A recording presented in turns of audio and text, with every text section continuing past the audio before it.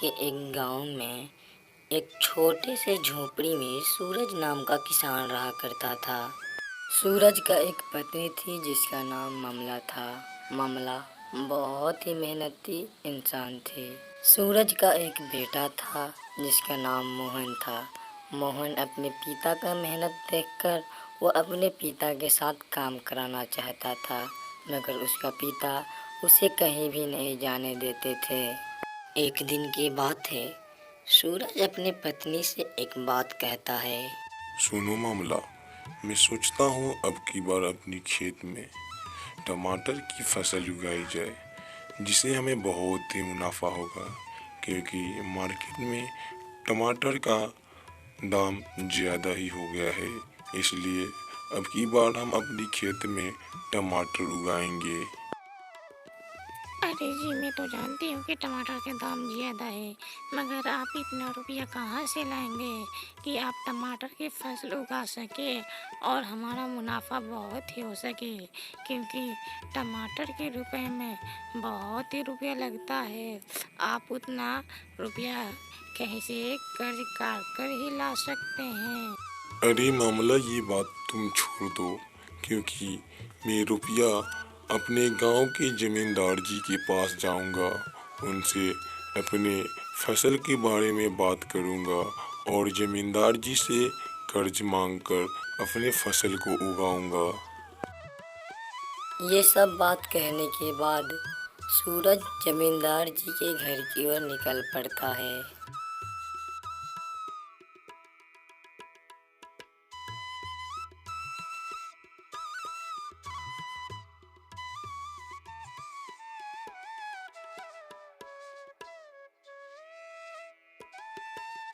थोड़ा दूर चलने के बाद सूरज जमींदार जी के घर पे आ जाता है।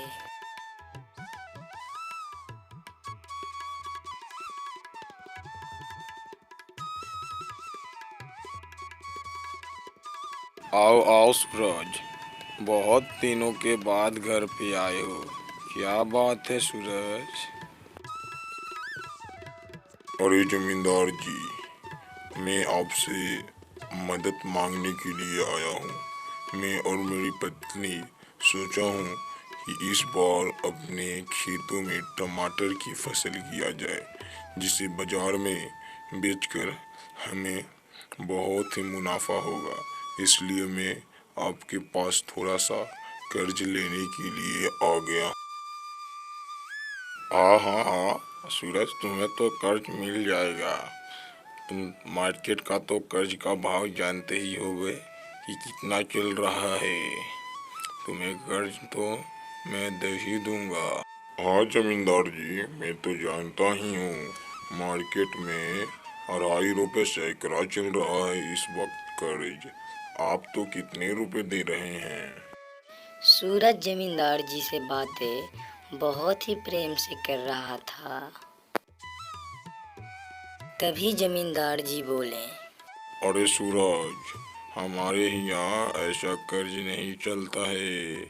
हमारे यहाँ आपका जितना फसल होगा उसमें से 42% हमें मुनाफा चाहिए। अरे जमींदार जी, ऐसे क्यों कह रहे हैं? मैं जानता हूँ आप कर्ज देंगे, मगर आप इतना प्रतिशत कर्ज में लेंगे तो अब हमें क्या बचेगा? मैं और मेरी पत्नी, बच्चे सब लोग मेहनत करेंगे और मुझे ज़्यादा मुनाफा नहीं होगा तो हमें क्या फ़ायदा होगा? जमींदार जी से कर्ज लेने के बाद सूरज घर की ओर आ जाता है।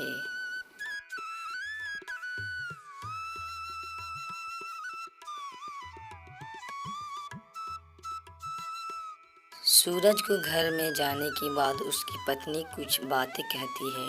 अरे जी, आप तो जमींदार जी के पास गए हो, क्या आपको जमींदार जी रुपया दिए हैं या नहीं? अरे मामला, जमींदार जी तो कर्ज दिए हैं, मगर एक शर्त पे कर्ज दिए हैं। उनका हमें फसल होते ही उनका कर्ज चुकाना पड़ेगा, क्योंकि वो हमारे पूरे फसल से 42% ले रहे हैं। मैं कर्ज ले लिया हूँ और मेहनत कर कर फसल उगा कर उनका कर्ज चुका देंगे। सुबह होते ही सूरज अपने गायों को लेकर खेत की ओर निकल जाता है।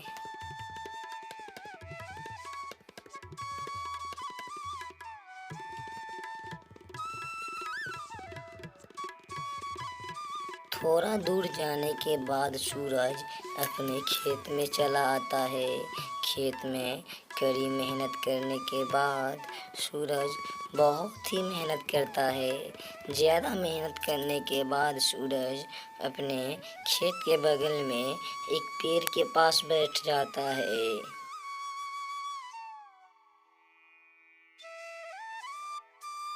थोड़ा देर आराम करने के बाद सूरज अपने बैलों और गाय को लेकर घर की ओर निकल जाता है।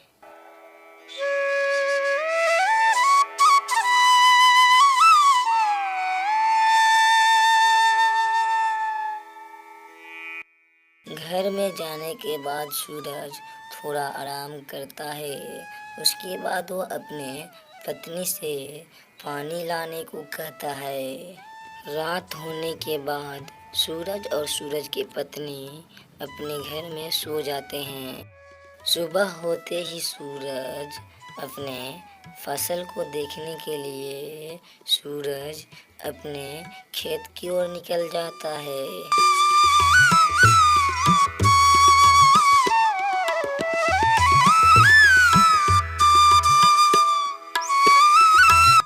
सूरज जाकर अपने खेत में देखता है तो बहुत ही लाल लाल सा टमाटर बहुत सारे हुए होते हैं।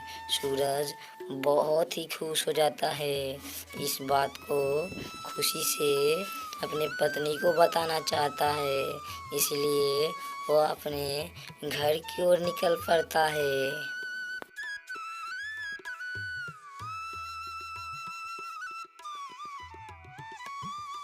खेत में बहुत ही फसल होने की खुशी से वो अपनी पत्नी से बताने लगता है।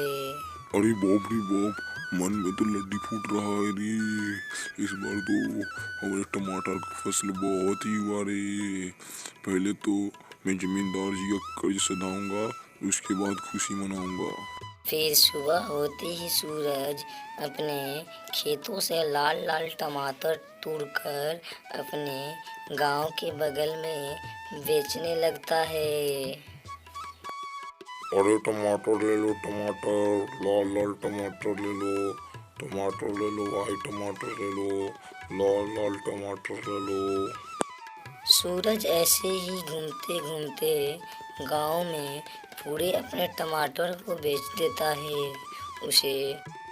उसे बहुत ही रुपया मुनाफा हो जाता है। इस बात को सोचकर सूरज सबसे पहले जमींदार जी का कर्ज चुकाता है।